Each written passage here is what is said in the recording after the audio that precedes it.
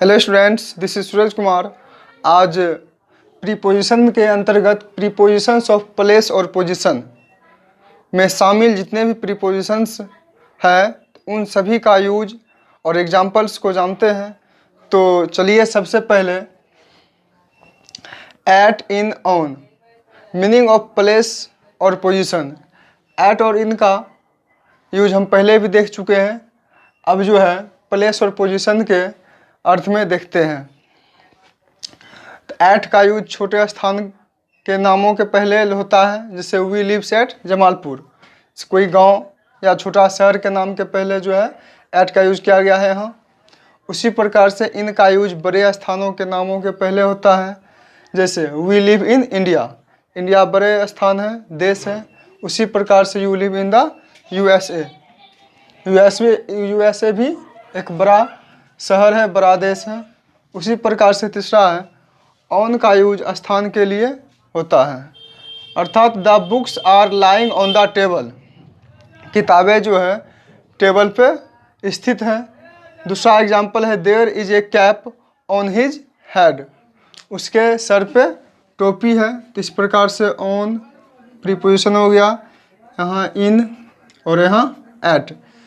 तो एट, इन और ऑन का प्रीपोजिशन, ऑन प्रीपोजिशंस का यूज हम इस प्रकार से देख चुके हैं।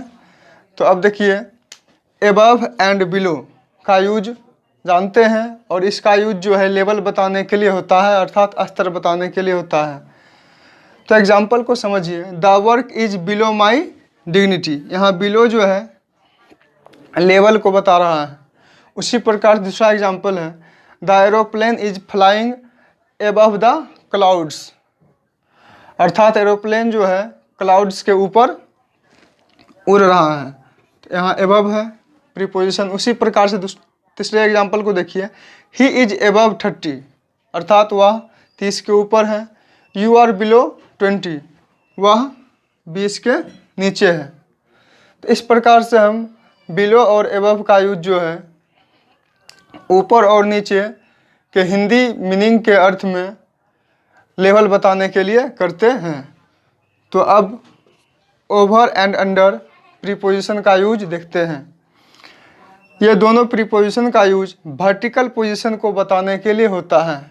इसका भी हिंदी मीनिंग जो है ऊपर और नीचे के अर्थ में होता है। तो एग्जाम्पल देखिए, there is a fan over your head. तुम्हारे सर के ऊपर पंखा है, अर्थात यहाँ वर्टिकल पोजीशन को डिनोट किया जा रहा है। उसी प्रकार से दूसरा एग्जाम्पल है a cat is sitting under the table. यहाँ भी जो है वर्टिकल पोजीशन को दिखाया जा रहा है अंडर प्रीपोजिशन के थ्रू। तो दो एग्जाम्पल से हम समझ गए ओवर और अंडर का यूज। तो अब most important between and among का यूज जानते हैं। बिटवीन का यूज दो व्यक्तियों या वस्तुओं के लिए तथा एमंग का यूज दो या दो से अधिक व्यक्तियों के लिए हिंदी मीनिंग के बीच में के अर्थ में होता है। तो चलिए दोनों का एग्जाम्पल समझते हैं। एग्जाम्पल है Sakshi is sitting between Soni and Sunita, अर्थात साक्षी जो है सोनी और सुनीता के बीच बैठी है। बिटवीन का यूज जो है दो पर्सन्स और थिंग्स के बीच होता है।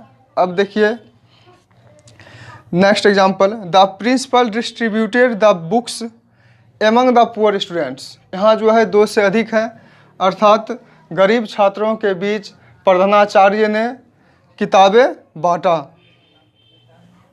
तो इस प्रकार से जो है यहाँ पुअर स्टूडेंट्स जो है प्लुरल है, अर्थात दो से अधिक का यहाँ बोध होता है। अर्थात प्रिंसिपल जो है गरीब छात्रों के बीच किताबें बांटे।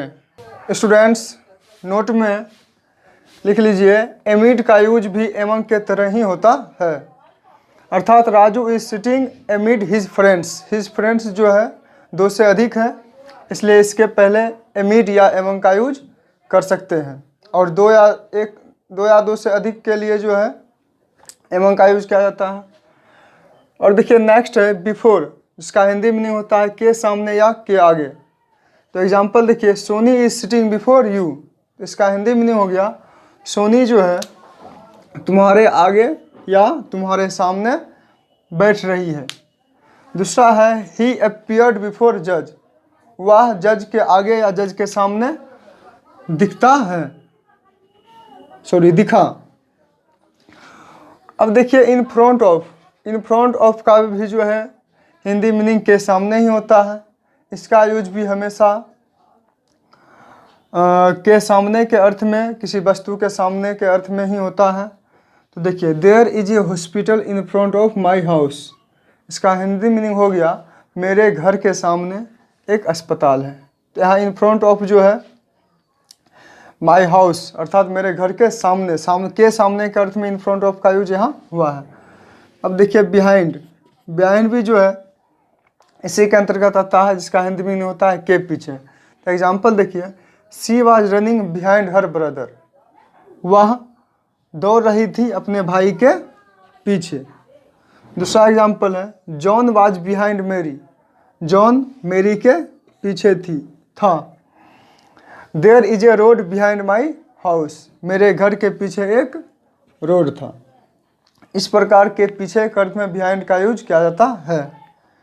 अब देखिए लास्ट बचा हुआ है बिसाइड्स और बाय।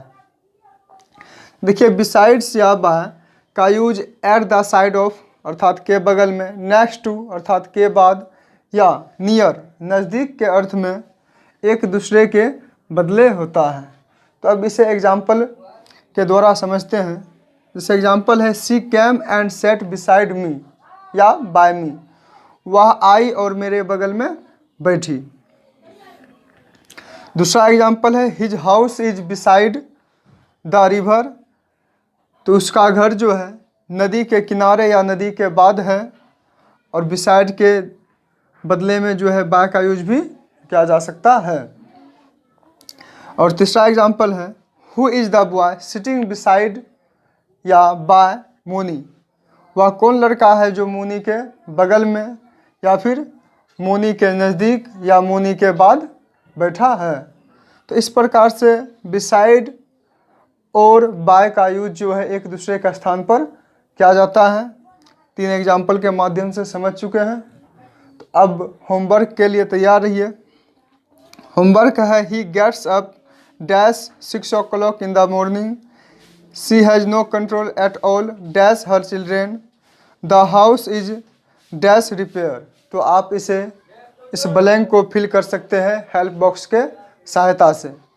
तो स्टूडेंट्स इस वीडियो को आप शेयर करना ना भूलें, कमेंट सेक्शन में आंसर ज़रूर लिखिए, और यदि आप यूट्यूब पे नए हैं तो हमारा YouTube channel study self service को सब्सक्राइब करें। Thank you.